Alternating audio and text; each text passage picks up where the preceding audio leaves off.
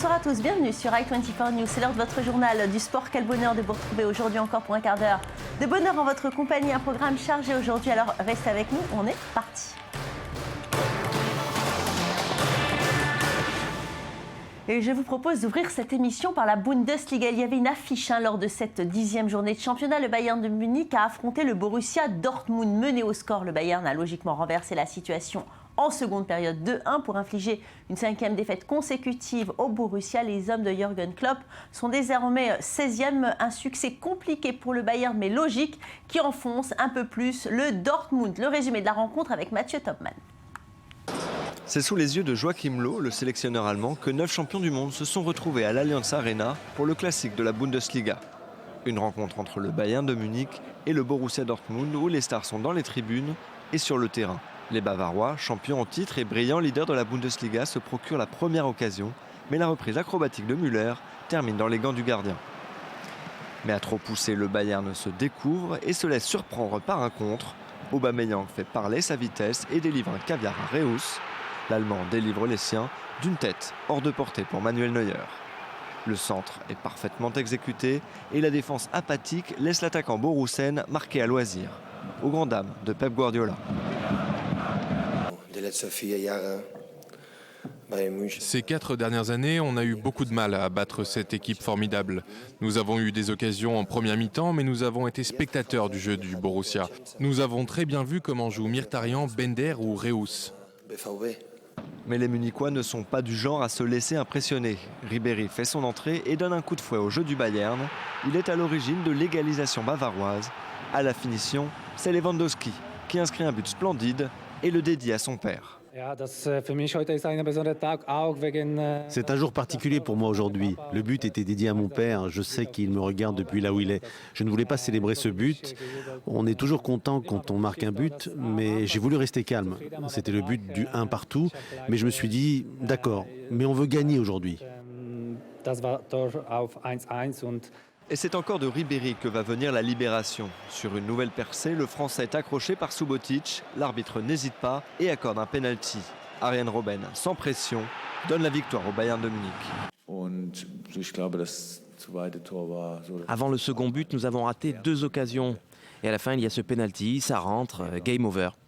Je pense que nous aurions mérité quelque chose au regard de la première mi-temps, mais rien pour la seconde. Et le Bayern n'est pas du genre à rater beaucoup d'occasions. Et au final, on perd 2-1. Ah, et j'oubliais, félicitations pour cette victoire méritée. Le Bayern s'impose pour la 8e fois de la saison et confirme sa première place au classement.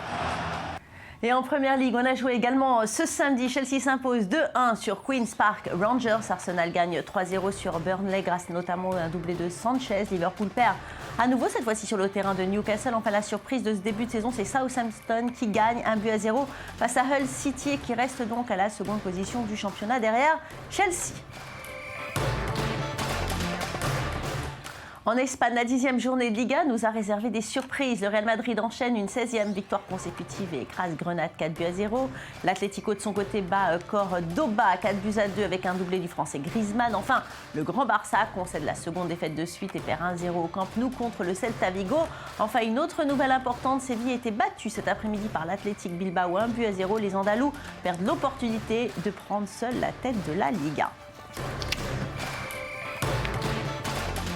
Football français à présent avec la 12e journée de Ligue 1. Monaco rate l'occasion de remonter en concédant le match nul 1 partout contre Reims.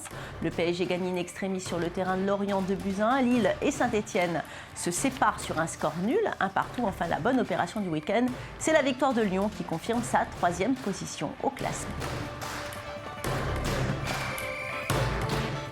Alors vous l'avez vu, l'Olympique de Marseille joue ce soir. Après 2 défaites consécutives, les Phocéens doivent se ressaisir. Toujours en tête du championnat, ils sont néanmoins à la portée du Paris Saint-Germain et de Lyon. La victoire est donc impérative. Écoutez Rod Fanny à ce sujet. Il y a des périodes où des fois ça sourit moins et ça devait arriver. Mais aucune inquiétude, vraiment aucune inquiétude parce qu'on n'a pas été malmené par aucune équipe jusqu'à aujourd'hui. Et il n'y a pas d'état de fatigue ou vraiment où on peut dire où on souffre. Non, c'est pas du tout ça. C'est juste que ça réussit un peu moins, mais en tout cas dans la qualité et dans l'investissement, il n'y a rien qu'à changer. Et rappelez-vous, cet été, lors de la Coupe du Monde, le joueur allemand Christoph Kramer était sévèrement touché à la tête lors d'un choc contre un joueur argentin en finale de la Coupe du Monde. Il s'est si durement touché qu'il ne se souvient même pas du match qu'il était en train de disputer. Kramer souffre alors d'une commotion cérébrale, une blessure très grave qui touche les sportifs de toutes les disciplines. Aujourd'hui, les autorités sportives commencent à réagir pour enrayer le problème. Le reportage de Lise Barenbaum. Rupture des ligaments croisés, entorse de la cheville, claquage musculaire, les footballeurs sont victimes de nombreuses blessures aux jambes. Mais les chocs subis par leur boîte crânienne sont souvent bien plus lourds de conséquences. Ces traumatismes représentent 34% des blessures des footballeurs. Une commotion de ce type équivaut au choc d'une voiture qui se fracasse contre un mur à 60 km/h. Et les dégâts peuvent être considérables. Perte de mémoire, problèmes d'équilibre ou d'humeur, maladies neurodégénératives. Au-delà de la balle elle-même, les joueurs sont confrontés à des collisions fortes contre le sol, contre les poteaux et contre les autres joueurs eux-mêmes. Un footballeur qui joue 300 matchs fera en moyenne 2000 têtes dans sa carrière, autant de microchocs qui laissent des séquelles sur les sportifs et qui s'accumulent. Après une commotion, vous êtes plus susceptible de vous blesser à nouveau.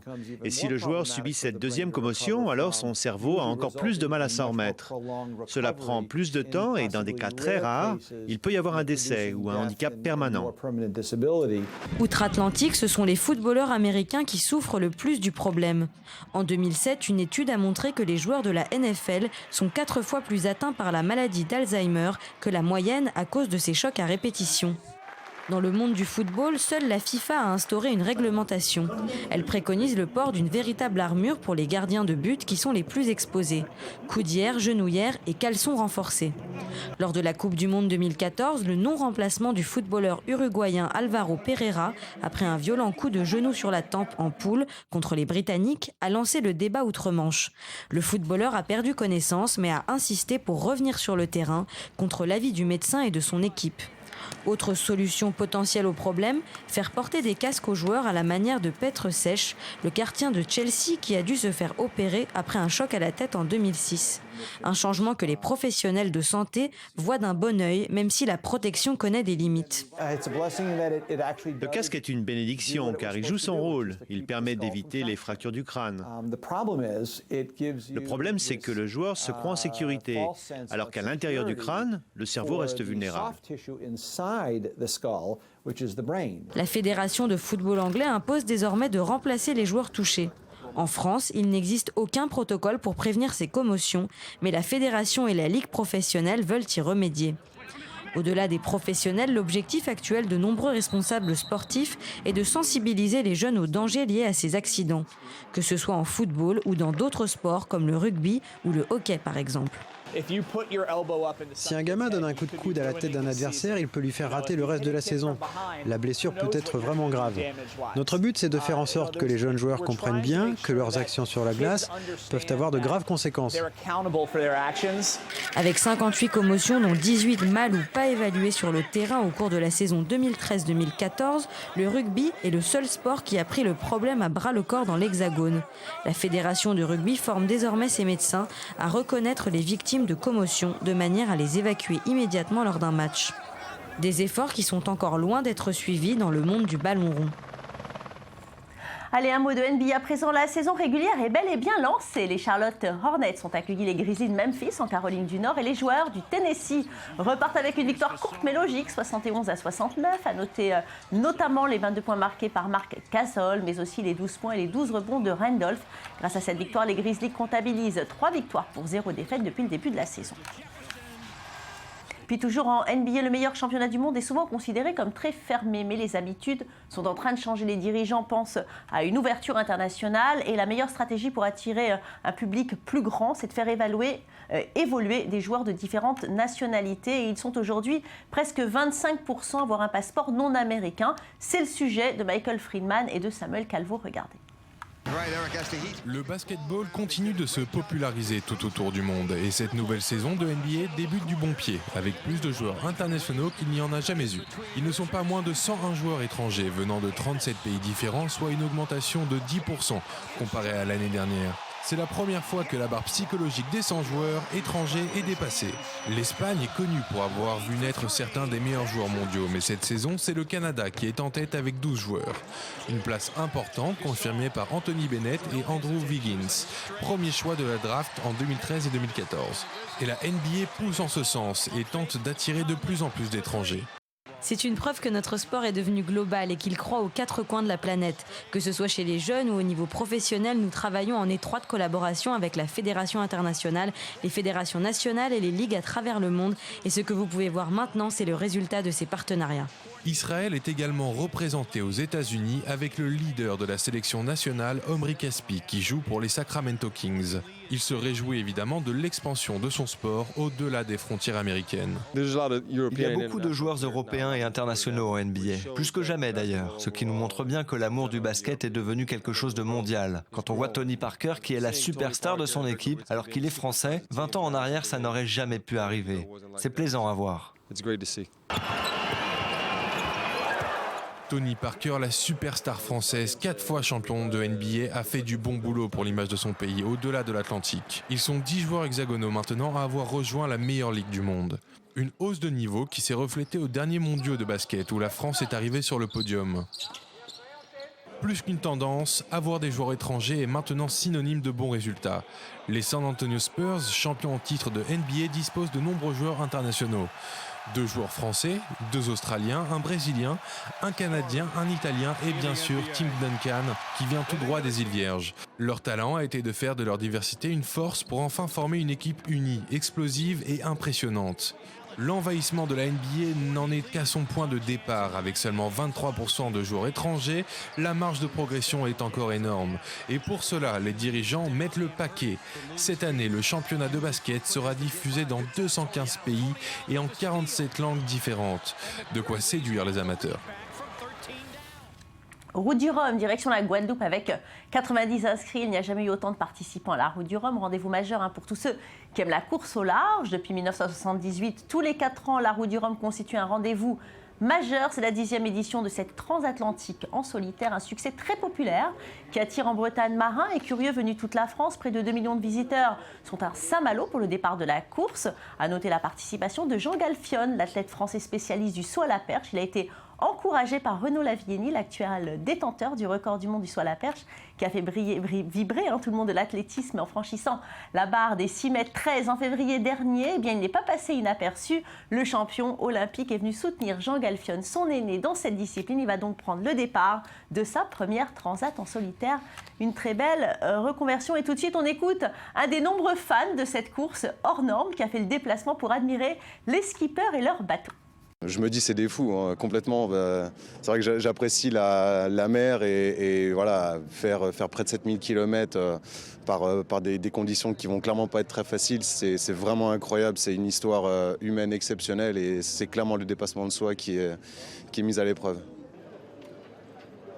Et on reste dans la Route du Rhum avec le comeback d'un marin qui a 25 ans de carrière. Loïc Perron s'est engagé dans la course cette année. Après 4 tours du monde et 48 traversées de l'Atlantique, il prend le large seul dans un bateau conçu pour avoir un équipage. Il était appelé il y a 2 mois pour tenir la barre, pour remplacer Armel Lecléac qui s'est blessé. Il n'est pas parfaitement préparé, mais n'est pas très stressé. Pourtant, il va diriger un colosse de 16 tonnes. Il faudra être sur le pont jour et nuit, car la Route du Rhum est une course de vitesse. Il le dit lui-même, c'est le plus grand défi de sa carrière. Je propose de l'écouter. Il y a un peu plus de 2 mois, le binôme favori de cette Route du Rhum, c'était Banque Populaire, Armel Lecléac. Il s'avère que dans le binôme, il y a un des 2 paramètres qui a changé. Donc je vous laisse le juge, mais non, ça ne met pas plus de pression particulière, mais j'aime bien ça aussi, hein. Évidemment, je ne suis pas là pour être en vacances et je ne suis pas là... Si j'ai accepté une mission importante et impressionnante, c'est justement parce que j'aime bien relever ce type de challenge, c'est génial. Et puis, en ce moment même, la Big Apple est envahie de coureurs. C'est le marathon de New York. Malgré le temps pluvieux annoncé, tout le monde est au rendez-vous. Le marathon de New York City est en effet le plus célèbre, le plus grand, le plus spectaculaire et le plus impressionnant de tous. 42 km, 195 à travers les 5 districts de la grosse pomme, plus de 50 000 participants et 2,5 millions de spectateurs en moyenne. Voilà les chiffres de cet événement sportif incontournable de la ville. Elle a clé un jackpot de $500 000. Premier vainqueur, i24 News a rencontré des Israéliens qui ont fait le voyage pour l'occasion. Ils se sont entraînés hier matin à Central Park. Une course particulière pour ces sportifs. Écoutez Richard Tuile, habitant de Ranana. Donc on vient de Tel Aviv pour faire ce marathon qui est un marathon exceptionnel, qui fait partie des top 5 en marathon. Je viens aussi, je retrouve chaque année mes amis. C'est un plaisir, ça fait partie des top 5 des marathons mondiaux. Je tiens ça de mon père donc, qui m'a initié il y a quelques années, qui m'a mis le pied à l'étrier. Et on essaie de continuer ça. Et je voulais dire que même ici, donc, on est toujours connecté avec I24, qui nous donne toujours l'information en continu. Et je voudrais remercier tous mes amis qui sont là. Allez, on lui souhaite bonne chance. C'est fini pour aujourd'hui. Merci à vous tous de nous avoir suivis. On se retrouve demain, bon pied, bon oeil, pour votre journal du foot en compagnie d'Emmanuel Petit au programme Tour d'horizon des championnats européens. Un rendez-vous à ne rater sous aucun prétexte. Alors reste avec nous. L'info, c'est tout de suite et c'est sur i24 News. Je voudrais remercier I24 de nous suivre jusqu'ici pour cet événement exceptionnel.